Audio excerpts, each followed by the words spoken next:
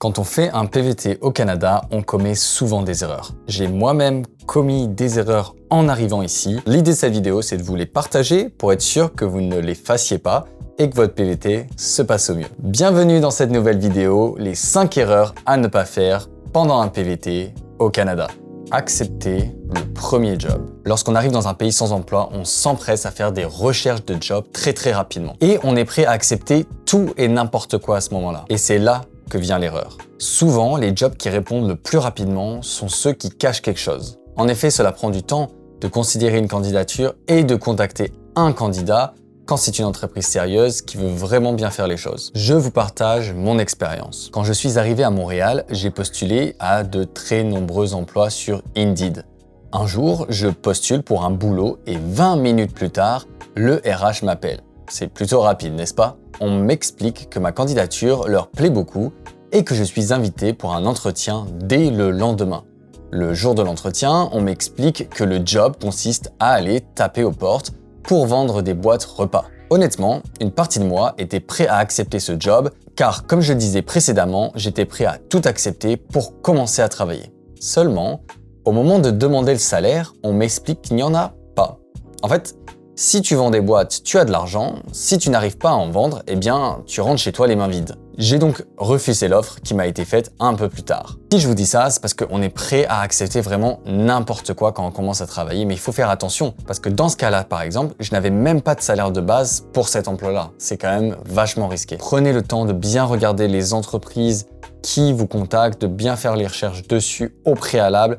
Car parfois, quand ça va trop vite, c'est pas bon signe. Je vous dirais donc de ne pas accepter le premier job qui vous vient, à part si c'est vraiment une bonne occasion. Sous-estimer le budget avant de partir. Si on se retrouve à accepter un peu n'importe quoi dès qu'on arrive au Canada, c'est souvent parce qu'on a peur de ne pas avoir assez d'argent pour vivre pendant les premiers mois dans le pays. Et cela va donc avec une préparation du budget en amont de votre départ. Partir dans un pays pour un PVT, ce n'est pas comme partir en vacances. Il y a beaucoup plus d'imprévus et de frais surprises qui s'accumulent. Vous pouvez par exemple avoir réservé un Airbnb pour vos 3 premières semaines au Canada en pensant que cela vous donnera assez de temps pour trouver un appartement, mais au final, vous n'avez rien trouvé et devez prolonger votre séjour, ce qui vous coûte plus cher que prévu. Il y a plein d'imprévus comme ça et c'est très important d'avoir un budget initial. Comme ça, vous arrivez sans stress et vous pouvez faire les bons choix sans avoir à penser à l'argent tout le temps.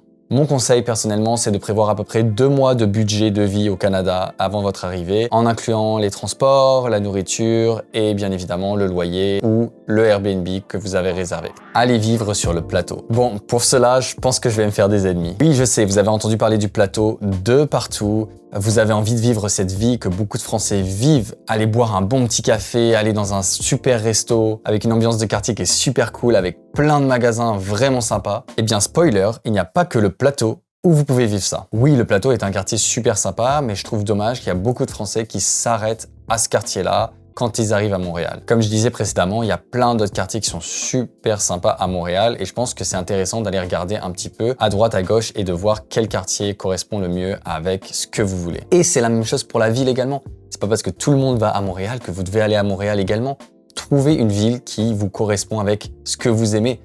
Québec, Vancouver, ou bien ça peut même être au beau milieu du Saskatchewan. Achetez des choses neuves. Ça y est, vous venez de vous installer dans votre nouvel appart, nouvelle vie, et vous courez à Ikea acheter du mobilier neuf pour remplir votre appartement et dépenser tout votre budget. Alors que vous êtes au Canada, c'est tellement facile de trouver du mobilier d'occasion sans dépenser trop d'argent. Ici, au Canada, la culture de la seconde main est super populaire et super répandue. Que ça soit pour le mobilier, mais également pour les vêtements, avec des friperies de partout. Si vous allez dans des villes comme Toronto, la fripe est même un art de vivre. Il faut vraiment que vous profitiez de ce genre de magasin pour trouver des bonnes occasions et faire des économies. Le 1er juillet, c'est la date officielle des déménagements sur Montréal. C'est aussi une super occasion de trouver des meubles. Souvent, ils sont gratuits, ils sont laissés dans la rue et vous pouvez vous servir. Je vous assure que des fois, il y a des choses incroyables à trouver dans les rues le 1er juillet en plein été. C'est vraiment la meilleure période pour remplir votre appartement. Achetez vos vêtements d'hiver quand la saison arrive. Quand on arrive au Canada, surtout pendant l'été, on n'a pas trop envie de penser à l'hiver, le froid, la neige. Pourtant, je dirais que c'est le meilleur moment pour s'y préparer avant d'avoir de très grosses surprises. Croyez-moi sur expérience, la neige et le froid peut arriver tout à coup. Du coup, si vous n'êtes pas équipé, vous allez vite le regretter. Alors bien évidemment, vous pouvez aller dans les magasins de vêtements au moment où les premières neiges arrivent pour acheter bonnets, gants, vestes d'hiver. Mais c'est à ce moment-là que vous allez découvrir que les prix sont excessifs et que c'est un budget énorme. Et oui, comme tout, il faut profiter des hors-saison pour acheter vos vêtements d'hiver. Comme ça, vous ne payez pas trop cher et vous serez prêt à affronter le froid dès qu'il frappe à votre porte. D'ailleurs, n'hésitez pas à prendre des habits de haute qualité pour l'hiver, c'est très important. Il vaut mieux investir dans une bonne veste d'hiver bien chaude qui va vous tenir pendant plusieurs hivers qu'une veste de moyenne qualité qui va à peine tenir le premier hiver au Canada et vous devez en racheter une nouvelle juste après. Et voilà, c'était une petite vidéo très simple, 5 erreurs à ne pas faire quand vous arrivez au PVT au Canada. N'hésitez pas à mettre des questions en commentaire si vous venez faire un PVT, que vous avez besoin de plus de conseils. Je me ferai un plaisir de vous aider. Cela faisait un petit moment que je n'avais pas fait de vidéo sur cette chaîne. J'ai été pas mal occupé cet été. Mais une nouvelle série de vidéos va arriver très bientôt sur les voyages aux États-Unis. Je sais que la première vidéo avait pas mal plu. Cette fois-ci, on va parler plus précisément des États et de voir quel État vous correspond pour partir aux États-Unis. On se retrouve très bientôt donc pour cette nouvelle série de vidéos. En tout cas, je vous remercie d'avoir regardé celle-ci. N'hésitez pas à vous abonner. On se retrouve très bientôt.